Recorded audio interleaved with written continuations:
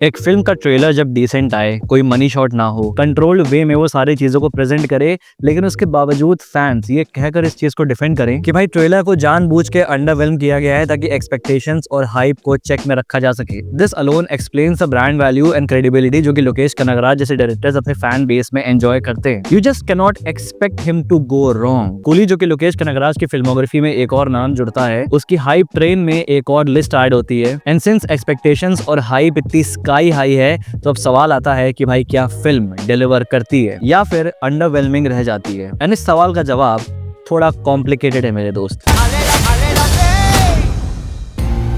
इस देवा को जानने के बाद भी कूली फॉलो करती है देवा को, जो अपने यंग डेज में कूली था और अब करेंटली देवा मैंशन का ओनर है, एक हॉस्टल कम पीजी जहां दूसरे कुलीज और स्टूडेंट्स भी रहते हैं। थिंग्स बिकम सीरियस जब देवा का बेस्ट फ्रेंड राजशेखर मारा जाता है, बट देवा अपेरेंटली फाइंड्स आउट कि भाई उसकी डेथ एक मर्डर है। And he goes on an investigation की एग्जैक्टली उसके फ्रेंड के साथ क्या हुआ, which puts him against an illegal syndicate जिसका मालिक साइमन और दयाल हैं। तो राजशेखर की डेथ के पीछे का रीजन क्या था, वो क्या राज और क्या चैलेंजेस हैं जो देवा के लिए अवेट कर रहे हैं, उसके लिए वॉच द मूवी। पहले बता दो कि भाई माइनर स्पॉयलर्स होंगे, बिकॉज कुछ चीजों को एक्सप्लेन करने के लिए मुझे फिल्म के कुछ सीन्स को बताना पड़ेगा, क्योंकि उसके बिना इट इज इम्पॉसिबल। लेकिन मैं गारंटी करता हूं तुम्हारे फिल्म व्यूइंग एक्सपीरियंस में कोई भी इफेक्ट नहीं आएगा।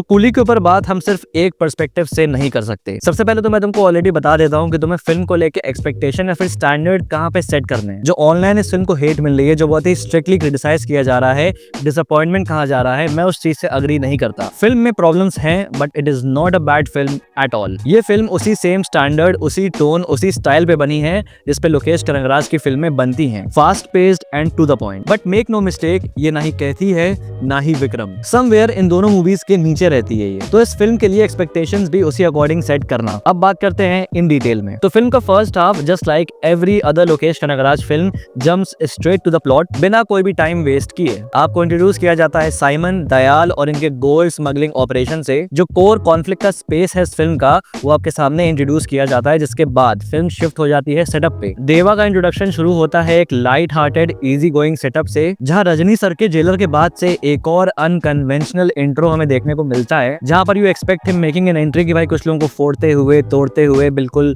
एलिवेशन में, but instead it is just Thalaiva of being casual and fun. And मजेदार चीज, ये अनकन्वेंशनल एंट्री भी थिएटर में सीडीओ की बौछार लाती है। बट देन ये सब कुछ देर का होता है, जिसके बाद फिल्म प्रॉपर तरीके से अपने प्लॉट में एंटर करती है, जिसके साथ वो एंड तक स्टिक करती है। नो फिलर्स, नथिंग, टोन के साथ कोई डिस्टर्बेंस नहीं, which I like the most about Lokesh Kanagaraj films. Screenplay और प्रोग्रेशन फर्स्ट हाफ में काफी हद तक विक्रम फिल्म की याद दिलाता है, जहां इनिशियल मिस्ट्री हमारे सामने रिवील हो जाती है एंड देन फिल्म एक नॉन लीनियर स्ट्रक्चर पकड़ती है, jumping between past and present, जहां मोस्टली इन्वेस्टिगेशंस और रिवील्स चलते हैं with a very little focus on the action part. Because more than the actions, film के जो ये पोर्शंस हैं, ये ज्यादा एंगेजिंग और ज्यादा एंटरटेनिंग है। लोकेश कनगराज ने एक बार कहा था कि भाई लियो उनकी एक्सपेरिमेंटल फिल्म है, but in my opinion coolie is the true experimental film of Lokesh Kanagaraj. And ये एक्सपेरिमेंट फर्स्ट हाफ में बहुत ही ब्रिलियंट तरीके से वर्क करता है। फिल्म इस बार प्राइम फोकस कैरेक्टर बिल्डअप और इमोशनल पोर्शंस पे देती है। फर्स्ट हाफ में दो स्टोरी लाइन्स चलती हैं, एक तरफ साइमन और दयाल जो अपने बीच पुलिस इन्फॉर्मेंट को ढूंढ रहे हैं, दूसरी तरफ देवा की investigation about his friends death. And ये दोनों ही स्टोरी लाइन्स आपस में इंटरट्वाइन करती हैं and then layers by layers एक साथ कोलाइड करती हैं, which creates a very amazing setup and buildup interval block तक, ending the engaging well built first half. And ये सब कुछ अचीव होता है बिना किसी हाई मोमेंट्स के या फिर बिना किसी एक्शन सीन्स के। कुल मिला के पूरी फिल्म में सिर्फ प्रॉपरली 3 एक्शन सेट पीसेस हैं। Girls hostel fight in the first half, garage fight and mention fight in the second half.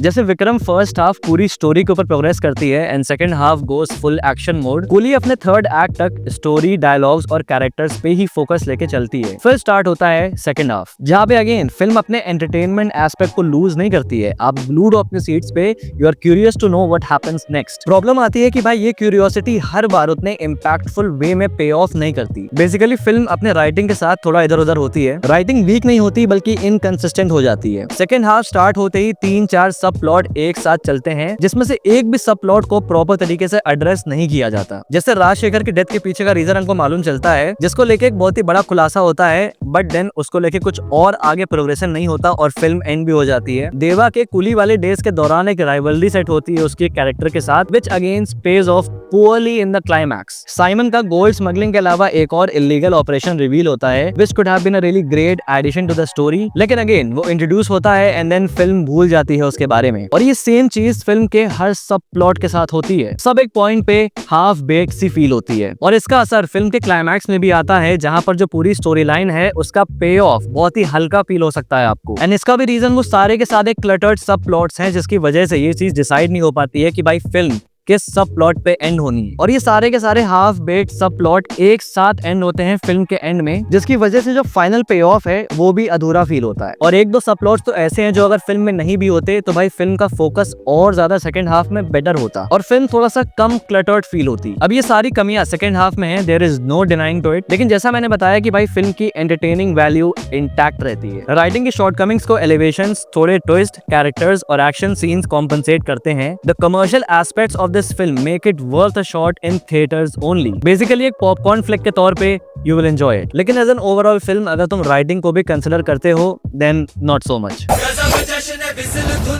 निकालो कीले। फिर आते हैं फिल्म के टेक्निकल एस्पेक्ट्स पे। फिल्म विजुअली रिच है, कैमरा वर्क अच्छा है, स्पेशली बात करूं एक्शन सीन्स की तो रजनीकांत सर की फिजिकल लिमिटेशंस को कैमरा मूवमेंट से बढ़िया तरीके से हाइड किया जाता है। कुछ portions like the hostel fight scene and the mansion fight action में भी कुछ जगह बहुत मिस्ड अपॉर्चुनिटीज आती हैं, स्पेशली ऐसे मनी शॉट्स या ऐसे हाई मोमेंट्स जो हमने कैथी, विक्रम या फिर इवन लियो में देखने को मिले थे। मैंशन फाइट सीन में पावर ऑफ सॉन्ग का यूज ना करना was one of the biggest Mrs of this movie. जो भी बैकग्राउंड स्कोर वहां पे यूज किया गया है that reduces the overall impact of what could have been one of the highlight action sequences of this movie। कमी थी सिर्फ एक सॉन्ग की, पावर हाउस, जो फॉर सम रीजन नहीं यूज किया गया। ऑनेस्टली इस फिल्म से मेरा सबसे बड़ा डिसअपॉइंटमेंट ये था, लेकिन उसके अलावा the BGM work by Anirudh is solid in this film. Like literally he is another winner of this movie. CGI work greatly improve हुआ है, specially in the flashback portion जहां रजनी सर का डीएज वर्जन हमको देखने को मिलता है एंड फ्लैशबैक को एग्जीक्यूट भी बढ़िया से किया गया है। थोड़े visuals to get you going and बाकी चीजें कहती की तरह सिर्फ डायलॉग बाजी से। फिर आते हैं एक्टर्स पे।